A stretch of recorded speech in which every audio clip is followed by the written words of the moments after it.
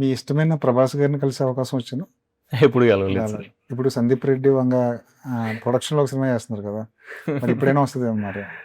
Sir దాని గురించి ఏం అనౌన్స్ చేయాలి, నేను ఏం చెప్పాలి. సార్ బ్లఫ్ చేయడానికి ఏం లేదు. నేను ఆ సినిమా చేసిన, సందీప్ అన్న ప్రొడ్యూస్ చేస్తుండేది భద్రకాళి బ్యానర్లో. దాని టైటిల్ కానీ దాని కంటెంట్, దానికి సంబంధించిన అప్డేట్స్ కానీ అన్నీ ఇస్తాం.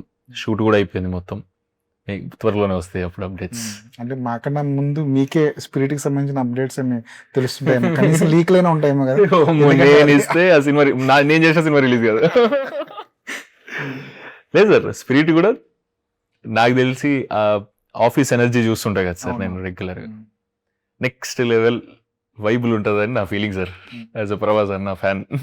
నేను సందీప్ అన్న ఎప్పుడు కనిపించినా లేదా ఎప్పుడు టెక్స్ట్ చేసినా కూడా అన్నా ఇప్పుడు నెక్స్ట్ లెవెల్ ఇచ్చి పడేయాలన్నా స్పిరిట్ అని అంటాను నేను. అని ఏమనుకుంటాడు ప్రతిసారి ఇదేనా అనుకుంటాడు నాకు తెలిసి.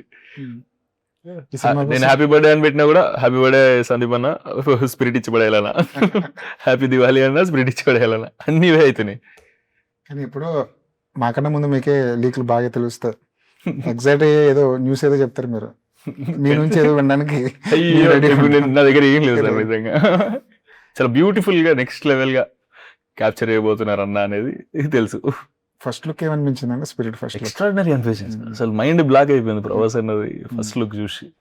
దెబ్బలతో ఆ కట్లతో అలా ఎక్స్పెక్ట్ చేయలేదు ఎవరు అసలు. అన్న నువ్వు నన్ను షాక్ చేస్తావు అనుకున్నా, కానీ మరి ఎంత షాక్ చేసినావు ఏందన్నా.